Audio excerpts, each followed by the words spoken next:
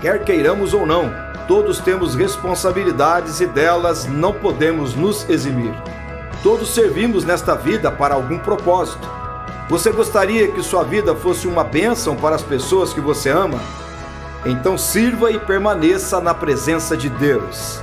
Série Direção Divina, agora na Union Movement.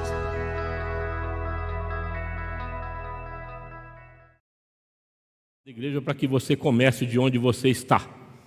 E isso tira todas aquelas amarras de desculpas que às vezes a gente dá. Não estou preparado, pastor, eu preciso me preparar melhor. A minha vida ainda não se ajustou do jeito que eu gostaria. Depois, a hora que eu conseguir fazer isso, aí eu sirvo. Isso não existe. Ninguém tem uma resposta para dar a Deus segundo os seus próprios méritos. Ninguém. Nenhum de nós o temos. É preciso vir do jeito que você está. E o Espírito Santo vai fazer a obra na tua vida. Amém, irmãos? Então é fundamental isso. Nós aprendemos também semana passada que esse vir do jeito que você está não é de qualquer maneira.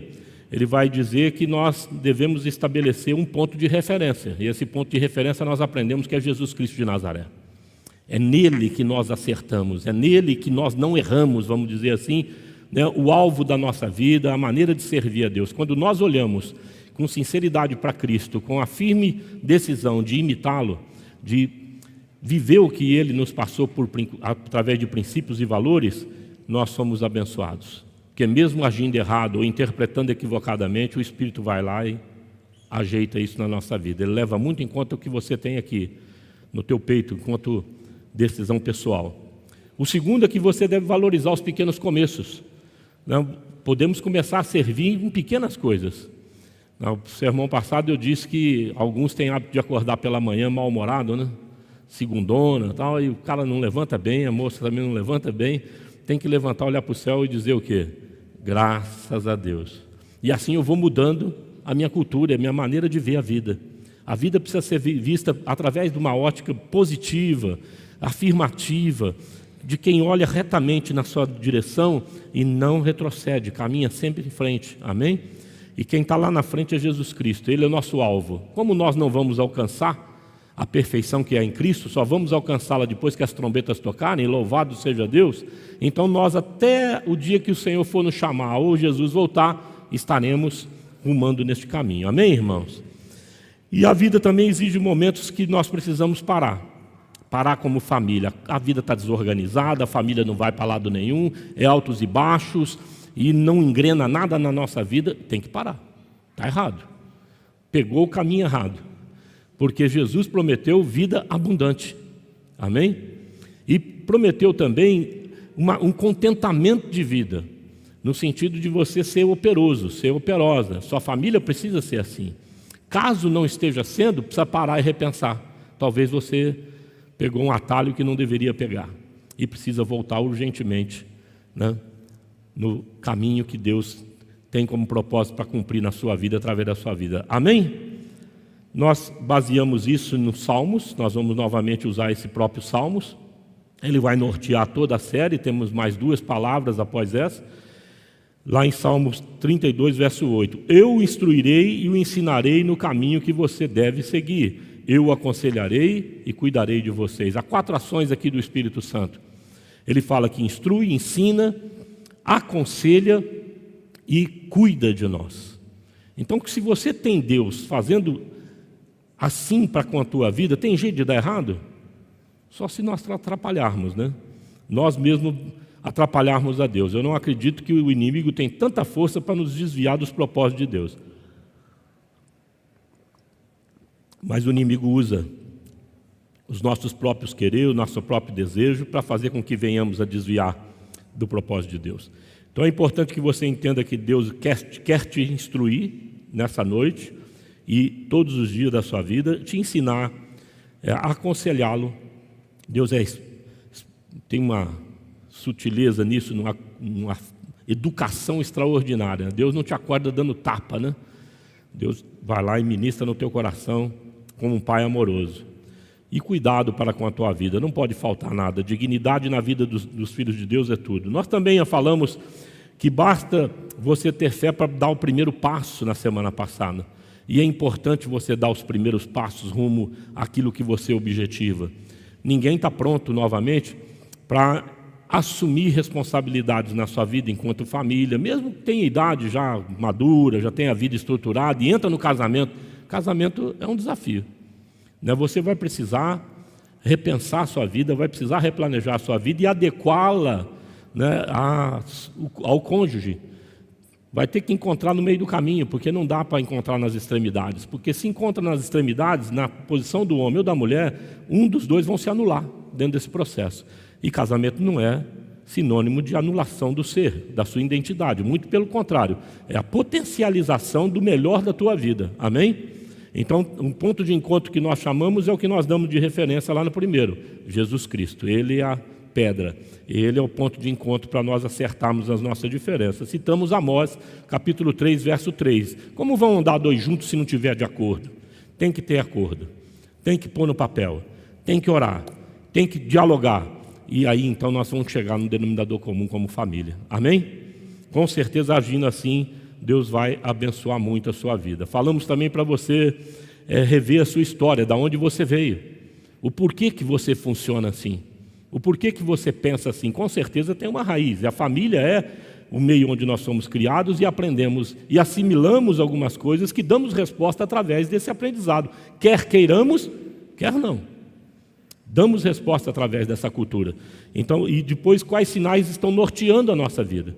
Nós temos que identificar, então, quem nós somos e o que starta gatilhos, né, na nossa alma para que, então, nós venhamos a agir ou reagir, alguns de nós. Né?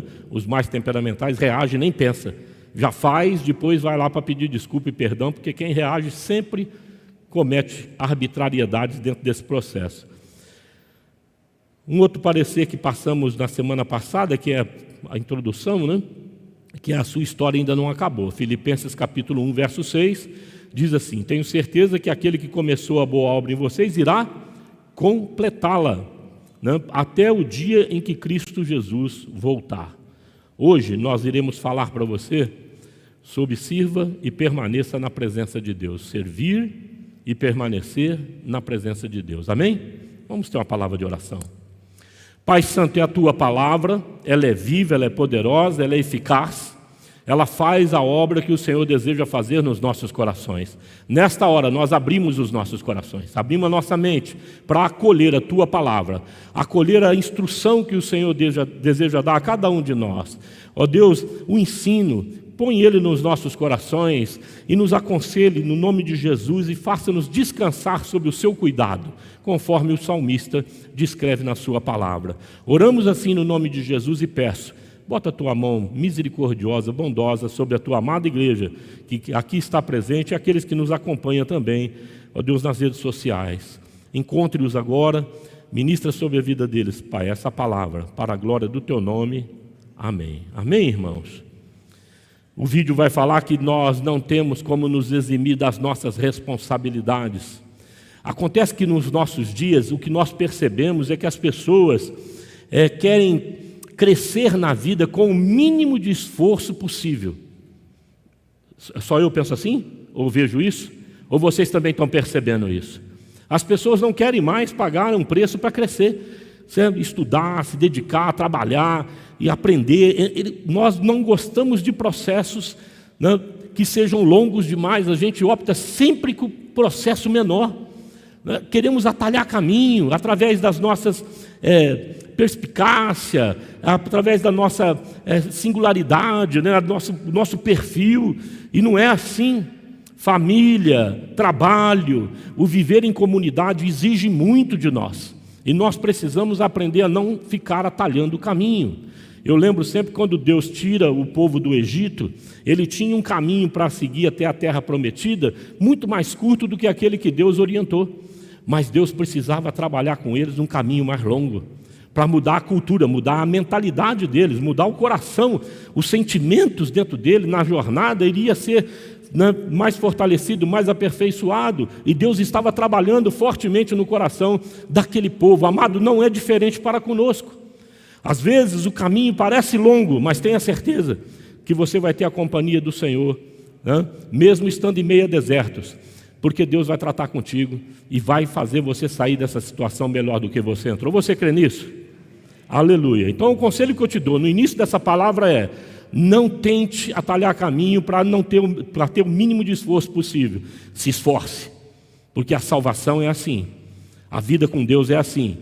A salvação vem para aqueles que perseverarem, a Bíblia fala, até o fim.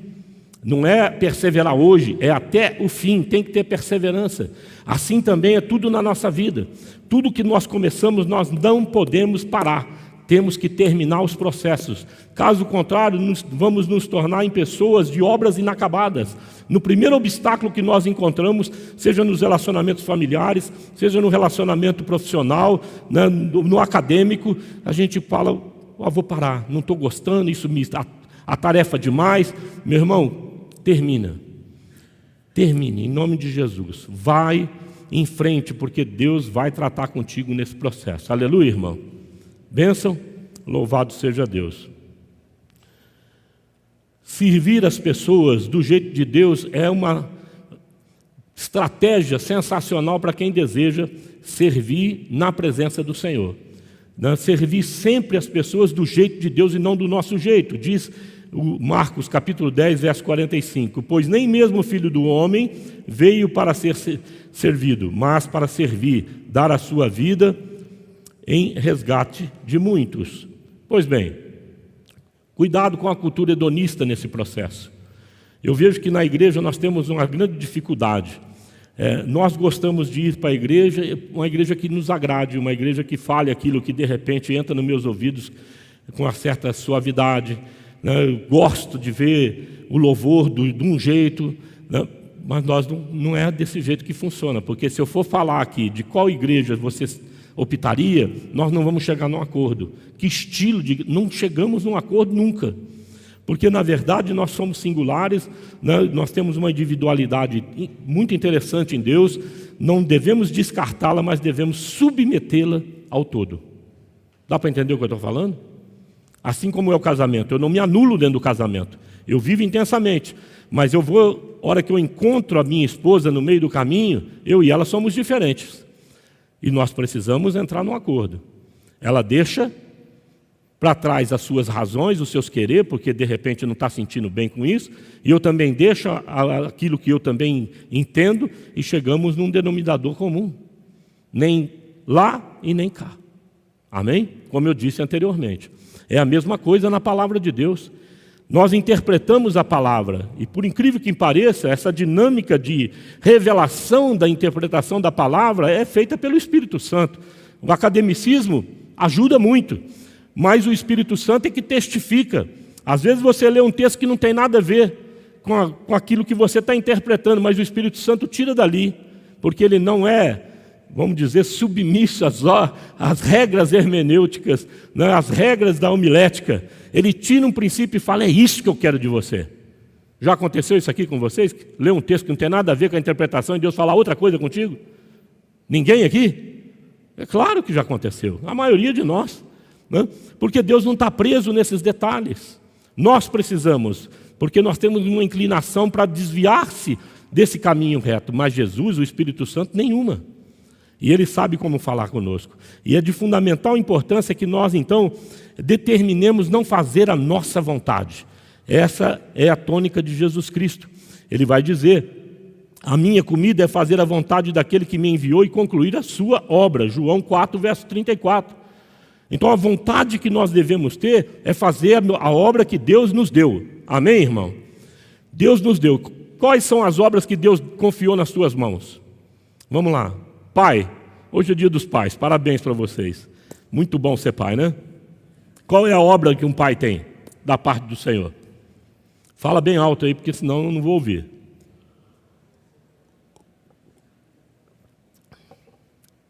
Primeira responsabilidade de um pai. Isso, exercer a paternidade junto aos seus filhos. E essa paternidade não é abandonar os meninos no meio do caminho, do processo, é? Não. Eles precisam ter um espelho. Mas aonde os meninos olham e as meninas olham para o pai e tiram um exemplo de que ele é um bom pai, olha só para o pai? Não. Olha para quem? Olha para os dois, papai e mamãe. Como eles vivem? O que eles pensam? Como eles se conversam? Como é o diálogo deles? Eles têm harmonia naquilo que fazem? Eles são abnegados um para com o outro? Eles são humildes um para com o outro, de reconhecer a valia do outro na vida deles? Filhos aprendem com os pais. E não aprendem do que ele ouve falar. Aprende do que eles veem na vida dos pais. Muito mais rápido do que ensinamento de palavra. São as nossas atitudes. Dá para entender o que eu estou falando aqui? Nunca é tarde demais para que você venha para Jesus. E para que você sirva a Cristo segundo a vontade dele. É só fazer aquela parada que nós falamos na primeira palavra aqui. Para repensar a vida. Espera aí. Que tipo de mensagem eu estou passando para a vida dos meus filhos? Que tipo de mensagem eu estou passando para a vida dos meus netos, que de repente são criados agora pelos meus filhos, meus genros, minha nora. Quando eles vão em casa, ficam conosco, então eles leem também o relacionamento do avô e da avó. Como é que eles vivem? É fundamental que a igreja também se veja observada por uma sociedade que não crê em Deus. E o que ela vai ver na sua vida? Não precisa ver automaticamente, amados, que nós não estamos aliançados com os nossos próprios corações e os nossos próprios desejos. Nós estamos aliançados em fazer a vontade de Deus e vivemos para isso, na presença do Senhor. Aleluia, irmão. Fundamental nós então tomarmos essa decisão, para banirmos do nosso relacionamento os nossos querer, aquela coisa que está aí tomando conta em um espaço generoso no nosso coração. Pois bem, o segundo passo é permanecer na presença de Deus. Jesus diz assim em João 15, verso 4, permaneçam em mim e eu permanecerei em vocês. Nenhum ramo pode dar fruto por si mesmo, se não permanecer na videira. Vocês também não podem dar fruto, se não permanecerem em mim. Eu gosto muito desse texto. Esse texto vai me mostrar, amados, que servir do jeito de Deus e permanecer nele gera respostas efetivas para as nossas orações e também faz você passar a dar frutos, muitos frutos, ser frutífero e frutos bons. Amém? É fundamental que nós entendamos isso também. Servir do jeito de Deus, amado, gera um resultado extraordinário para a nossa vida. Quando nós não estamos apegados com a nossa própria cultura e a nossa própria maneira de ver a obra de Deus, a igreja em si. Resposta às nossas orações, ele vai dizer lá em João 15, verso 7. Se vocês permanecerem em mim e nas minhas palavras permanecerem em vocês, pedirão o que quiserem e lhes será concedido. Por que nós não sabemos orar como convém? Alguém aqui tem problema de não raciocinar a sua realidade que você gostaria de colocar diante de Deus? As pessoas que você gostaria de ver salva e estar intercedendo? Eu acho que não. Mas eu acho que a grande dificuldade que nós não sabemos orar como convém é que a gente não se toca, que de repente nós estamos vivendo uma vida totalmente individualizada. Uma vida onde eu quero e eu peço mais para Deus, para mim, do que propriamente sou usado por Deus em relação àquilo que Ele gostaria de ver. Eu ser um ganhador de almas, um ganhador de vidas, né? E você também. Esse é o desejo de Deus. Ele não chama ninguém para tão simplesmente figurar no reino como salvos. Todo salvo, todo justo, justificado no sangue de Cristo, tem uma missão em comum. Qual é? Ganhar pessoas para Cristo. Ser pescadores de homens. Nós precisamos acolher essa missão com muita graça, porque isso é um privilégio. Pregar uma palavra que gera vida, que transforma a vida. Uma palavra que verdadeiramente faz toda a diferença no destino daquelas pessoas. Tá? E na vida dos nossos filhos, porque nos leva para a eternidade. Aí eu fico assim um pouco pasmo, porque eu percebo que alguns de nós passamos uma vida se dedicando ao trabalho. Isso tudo é digno, amém. Mas não prioriza ganhar vidas. Não prioriza fazer a missão que Deus deu. E começa a conhecer dentro da sua própria casa, né, um efeito que não é legal, que não é bom, que de repente o filho está se afastando de Deus, ou a filha está se afastando de Deus, porque não atentou nem para a própria casa. Não temos filhos espirituais, porque é aquela síndrome miserável que eu disse, né? ter sucesso com o mínimo de esforço possível. Não é assim que funciona no reino. Eu preciso me desdobrar em Deus e para me comunicar adequadamente com os meus filhos, me comunicar adequadamente com as pessoas, segundo a minha missão e segundo a minha identidade. Eu sou um servo de Deus. Você é uma serva de Deus. Não tem como você mudar isso. E quando nós assumimos isso, faz toda a diferença. Aqui e nos céus. Porque até demônios reconhecem verdadeiros servos do Senhor. Haja visto os filhos de Cefas, foi lá expulsar demônio e apanharam. Olha, Paulo, Jesus, a quem você prega, nós conhecemos, mas vocês não sabemos quem são, e apanharam e foram nus para casa. Quantos de nós não estamos apanhando por falta de uma direção efetiva de Deus, porque não estamos acolhendo a nossa missão, e queremos dedicar o mínimo possível? Amados, isso não tem bênção. Alguém que fez isso na palavra de Deus chama-se Caim. Ele foi lá e pegou qualquer fruto que estava à disposição e levou. O outro não. Abel procurou entre os seus animais o melhor. A melhor oferta. Foi criterioso. E deu para o Senhor. Nós precisamos adotar esse estilo de vida, de ser zeloso, zelosa, de buscar sempre doar o nosso melhor para o nosso Deus. Quando nós fazemos isso, amado, as orações começam a ser respondidas. Não é à toa que os apóstolos foram perguntar para Jesus, né? Foram pedir para ele, ensina-nos a orar. Porque, caramba, como que esse homem é impactante? Porque fazia e vivia na presença de Deus. Aleluia, irmão. Nós precisamos urgentemente repensar a nossa vida. No nome de Jesus. Eu tenho orado para isso. Esse mês é um mês para jejuar para isso. Para a sua família, o Espírito Santo pegar ela e direcionar para dentro de um momento da vida de vocês, um estágio espiritual da vida de vocês, onde seja despertado o poder de Deus, onde você comece a fluir na graça de Deus. E você pode ficar tranquilo, e tranquila que o resto, tudo fica sob o cuidado de Deus. Se deixa usar pelo Senhor, aleluia, irmão. Se deixa usar, Papai do Céu vai te abençoar. Crê nisso ou não? Não, eu creio também.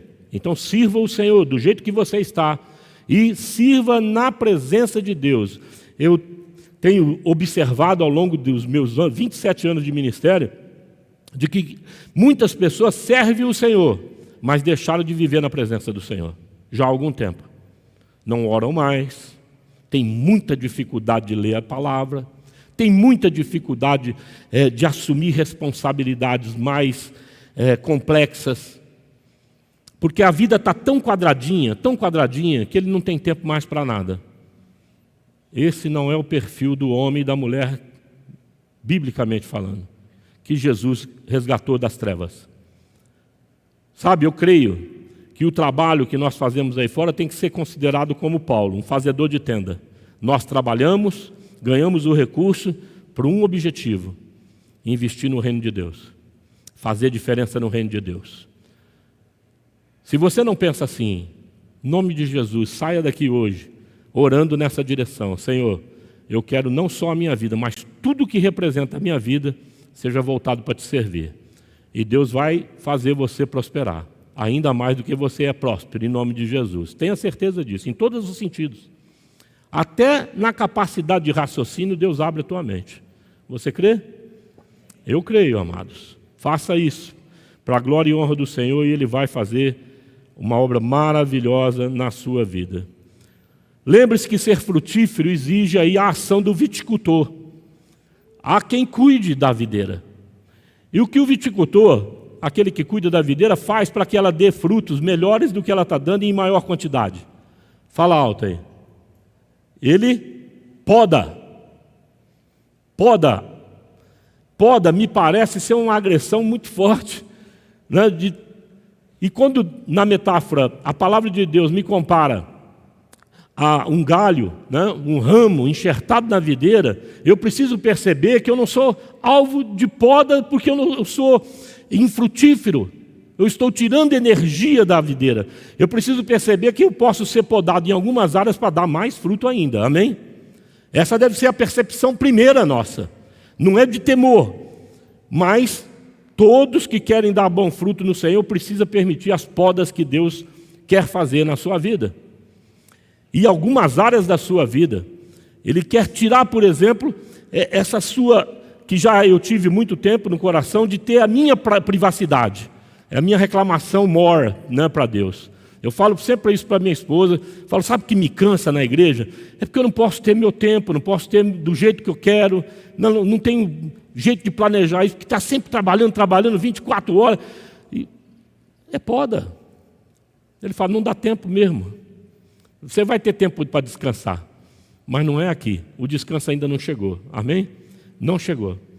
Então eu falo, reclamo isso. Alguns de nós, como eu, temos dificuldade de abrir a nossa privacidade e Deus fala assim, não quero mais que isso seja privativo na sua vida. Eu quero que isso você comece a compartilhar essa área da sua vida com os teus irmãos e irmãs. Se deixe conhecer.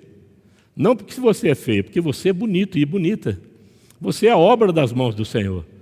Você não tem direito de guardar essa maravilha que é você, a sua vida, escondê-la, como alguém que tenta esconder uma cidade iluminada no monte. Não tem como. Deus quer te mostrar para a sociedade, para que ela saiba que Ele é que te ensina, é Ele que te instrui, é Ele que vai cuidar da tua vida e aconselhar você.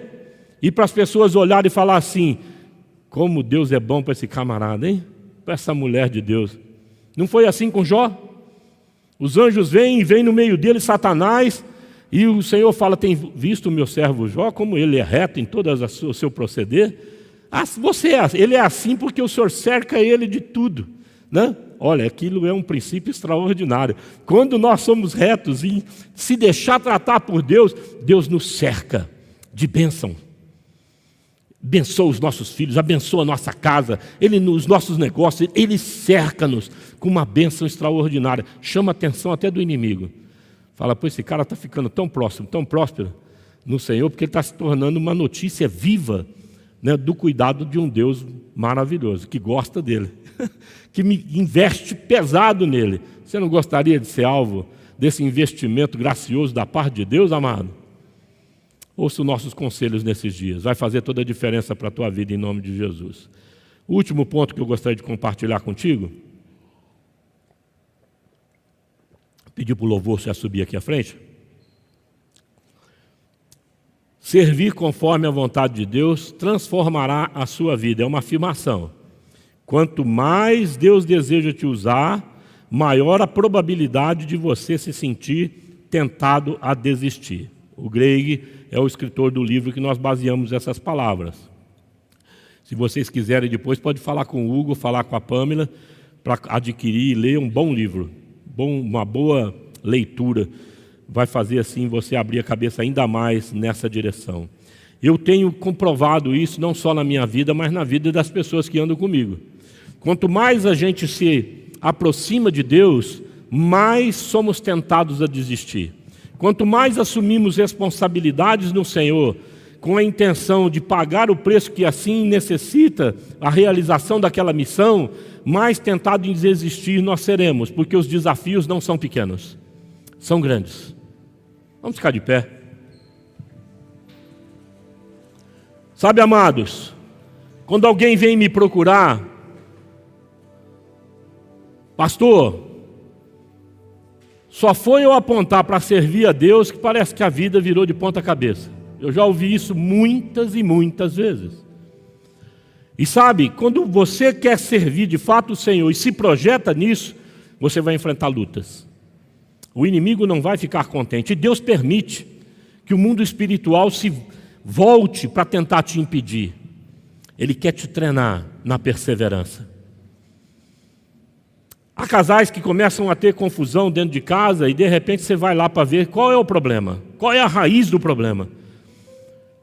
É simplesmente uma desinteligência, simplesmente algo que não cabe. Por que está tão rachado assim? Porque não falou uma palavra aqui, ou não gosta dessa atitude aqui, aquela outra. Não tem nada de grave no relacionamento. As picuinhas tomam um espaço indevido no coração destes.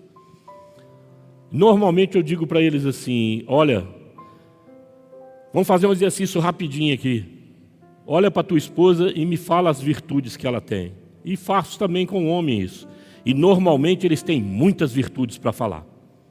Aí eu pergunto, agora aponta os defeitos. Nem se compara. Porque a vida dos filhos de Deus é virtuosa. As irmãs em Cristo são virtuosas.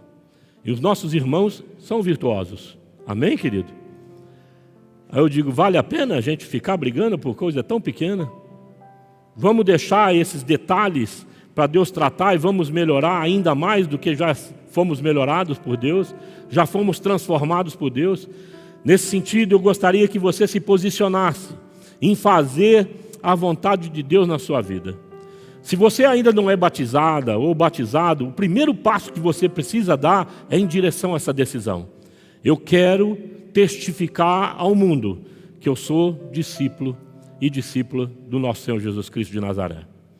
Tem que se projetar no batismo, porque Jesus se batizou para nos dar esse exemplo, que Ele é o Filho de Deus, e uma pomba venha, este é meu Filho amado em quem me comprazo. E nós precisamos seguir o exemplo dele. Não ter vergonha de deixar com que o mundo saiba que nós somos, né, nova criatura, uma pessoa que nasceu de novo, está replanejando a sua vida e mudando a sua vida a partir da cultura de Jesus. Porque não tem uma proposta melhor no quatro cantos desse mundo, em toda a história. Jesus é a grande novidade, é a boa nova da parte de Deus a nós. Nós não podemos se envergonhar desse evangelho, como diz o apóstolo Paulo. Temos que abraçá-lo. É preciso você se posicionar também, amado, enquanto um discipulado. Eu preciso andar com pessoas mais maduras do que eu. Eu preciso andar com pessoas mais sábias do que eu. Eu preciso mirar em pessoas que já passaram pelo vale da sombra da morte, passaram pelos desertos da vida e venceram. Eles vão saber me aconselhar na hora da minha luta. Discipulado é muito importante. É você escolher um irmão, uma irmã para prestar conta. Para dizer, eu estou pondo em prática aquilo que eu tenho aprendido e tenho ouvido da parte do Espírito. É muito importante você se engajar no discipulado. Se vincule a um grupo. Se vincule, vem para o grupo, para o casal no sábado, se você não está num grupo. Nós vamos estar ministrando sobre a vida dos casais. Mas se envolva em nome de Jesus com famílias que queiram o melhor de Deus para a tua vida. Isso vai acontecer. Eu gosto muito de 1 Coríntios, no capítulo 7, quando diz que o homem casado com a mulher incrédula não deve se divorciar e vice-versa. Porque aquele que é crédulo, aquele que é homem e mulher de Deus, santifica o outro. E se não fosse assim, o apóstolo Paulo diz, os seus filhos também seriam malditos, mas não são porque a mãe crente ou o homem crente santifica os seus filhos. Santidade é assim. Você começa a andar junto e ela começa a pegar em você. Jesus fez isso com os apóstolos. Jesus está fazendo isso com você. Aleluia. Se deixa pegar pela santidade. Comprometa-se com a comunhão virtuosa da igreja. Igreja, todo lugar tem problema. Basta ter gente, tem problema. Mas não olhe para o problema, olhe para a virtude. Se deixe ministrar pela comunhão dos santos. Hoje nós vamos estar orando neste lugar, para que Deus repense, ou para que Deus redirecione a sua vida. Lembre-se, sirva e permaneça na presença de Deus. Eu acho que servir é mais fácil do que permanecer na presença. Permaneça na presença. Fala, Senhor, deixa eu te sentir. Fala comigo, me sensibiliza. Não deixa eu perder essa comunhão maravilhosa. Me coloca um pouquinho de Moisés em mim. Deus apontou o caminho, estava dando pão, estava dando água no deserto, estava provendo uma nuvem na cabeça, uma coluna de fogo durante a noite para aquecer. E Deus olhou para aquele povo e falou, Moisés, não dá para continuar andando com vocês. Estou parafraseando aqui o fato. Se eu for com vocês, eu vou ter que matar todo mundo. Esse povo aí é muito murmurador. Moisés falou, eu não arredo o pé daqui, se a tua presença não for comigo. Tome essa decisão hoje. Eu não saio desse lugar se a tua presença não for comigo. Precisa levar a presença do Senhor contigo, para onde quer que você entre, para a sua família, e deixar Deus brilhar na tua vida, amado. Deixa Deus mudar o teu coração. Deixa o passado lá onde ele tem que ficar, não remexe nele. Começa a viver agora, daqui para frente. Servir a Deus vai transformar a sua vida.